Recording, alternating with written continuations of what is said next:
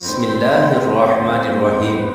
اللہ تبارک و تعالیٰ کے نام سے شروع جو بڑا مہربان۔ زمین پہ حضرت آدم علیہ السلام کے تقریباً 1000 سال بعد اللہ نے عراق کی زمین رافتین کا انتخاب کیا اور وہاں اپنے بندے یشکر بن لامک کو نبی بنا کے بھیجا، جن کو مختلف القاب سے آج بھی زمانہ یاد کرتا ہے۔ کوئی اللہ کے اس نبی کو عبد الغفار کہتا ہے، تو کوئی عبد الجبار، تو کوئی الیاس، تو کوئی کشتی والا نبی، اور کوئی نوح نجی اللہ کہہ کے بلاتا رہتا ہے۔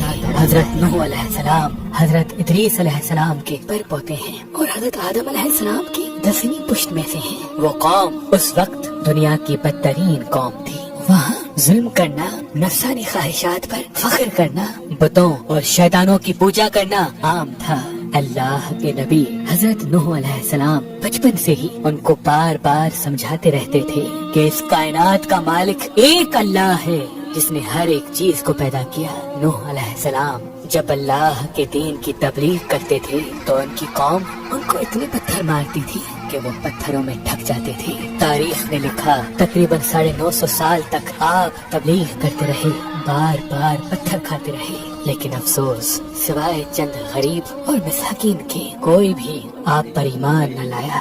آپ اپنی امت کے لیے اتنا روئے، اتنا گریا کیا کہ آپ کا نام ہی نوح پڑ گیا۔ بس اتنے میں اللہ اپنے نبی پر وحی کرتا ہے کہ اے نوح، اب یہ تیری قوم ہدایت نہیں پائے گی۔ نوح علیہ السلام رو کے اللہ کی دربار میں فریاد کرتے ہیں کہ اے اللہ، یہ انسان ظلم کرنے کو مذاق سمجھتے ہیں، ایک دوسرے کے خیال کرنے کو، مدد کرنے کو بزدلی سمجھتے ہیں، تیری عبادت سے منہ موڑتے ہیں۔ اے اللہ، اس میری قوم کو نیست و نابود فرما۔ جیسے ہی نوح علیہ السلام نے یہ بد دعا کی تو اللہ نے پیغام بھجوایا، اے نوح، ایک کشتی تیار کر، ان قریب تیری یہ ظالم قوم نیست و نابود ہو جائے گی۔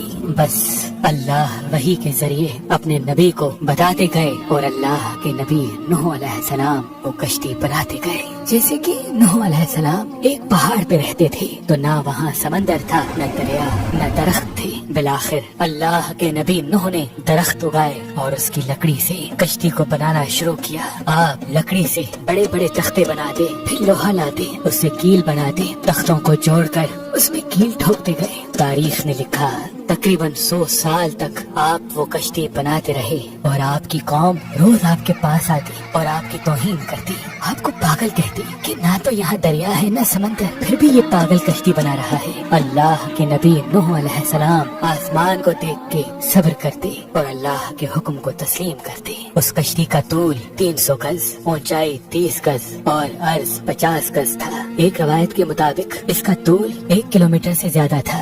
یہ کشتی عام کشتیوں کی طرح نہیں، بلکہ جس طرح سے اس کشتی کو نیچے سے بند کیا گیا تھا ویسے ہی اوپر سے بھی بند کیا گیا تھا تاکہ بارش کا پانی بھی کشتی میں داخل نہ ہو سکے۔ اس کشتی میں الگ الگ 3 درجے بنائے گئے تھے۔ نچلا درجہ جانوروں کے لیے تھا، بیچ والا طبقہ انسانوں کے لیے اور اوپر والا حصہ پرندوں کے لیے۔ ہر درجے میں ایک دروازہ تھا۔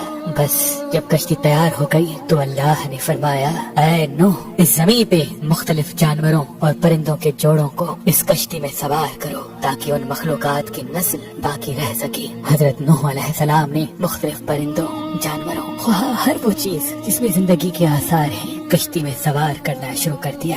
پھر آپ انسانوں کو حجت تمام کرنے کے لیے کہنے لگے، آؤ، یہ کشتی نجات کی کشتی ہے، جو بھی اس کشتی میں آئے گا وہ اللہ کی امان میں ہوگا۔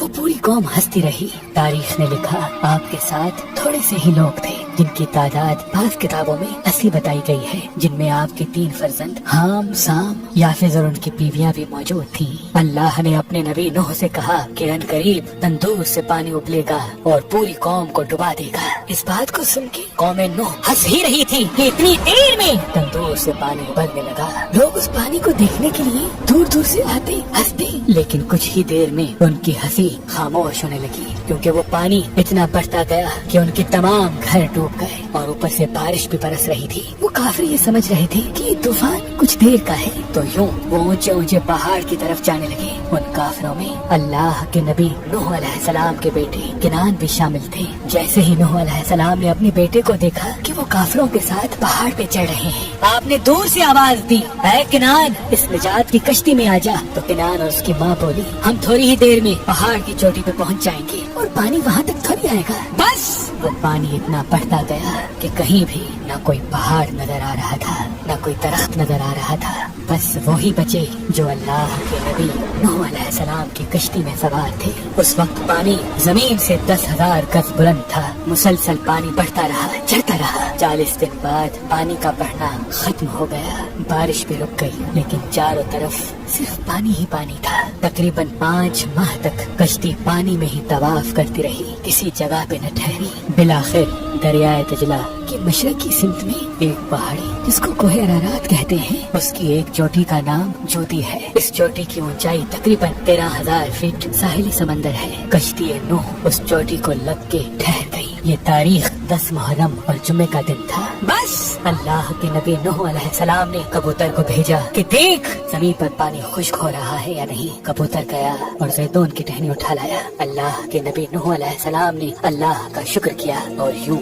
رفتہ رفتہ پانی کم ہوتا گیا۔ آپ اور آپ کی جماعت تقریباً 5 ماہ تک جودی پہاڑ پر ٹھہری۔ آپ نے تمام پرندوں جانوروں کو آزاد کیا۔ اس پہاڑی پہ اللہ کا شکر کرتے رہے، ذکر کرتے رہے، دنیا کو پھر سے آباد کرنے کی سوچ میں مگن رہے۔ تاریخ نے لکھا آپ کے ایک بیٹے سام جس سے عربی نسل چلی، دوسرے بیٹے حام جن سے سوڈانی نسل چلی، اور یافت جن سے ترکی نسل چلی، اور یوں آپ اور آپ کی اولاد نے دنیا کو پھر سے آباد کرنے کا فیصلہ کر لیا۔ تقریباً طوفان کے 60 سال بعد اللہ کے نبی نوح علیہ السلام اس فانی جہان سے دارالبقا کی طرف کوچ کر گئے۔ اللہ نے فرمایا کہ کشتی نوح کو ہم آنے والی نسلوں کے لیے عبرت کا نشان ٹھہرائیں گے۔ تحقیق کرنے والوں نے بتایا کہ کشتی نوح علیہ السلام کی باقیات مشرقی ترکی میں واقع کوہ ارارات پر ملی ہیں۔ یہ کشتی ویسے ہی ہے جیسی اللہ کے نبی نوح علیہ السلام نے بنائی تھی۔ سلام ہو انسان کی نسل کو پھر سے زندگی دینے والے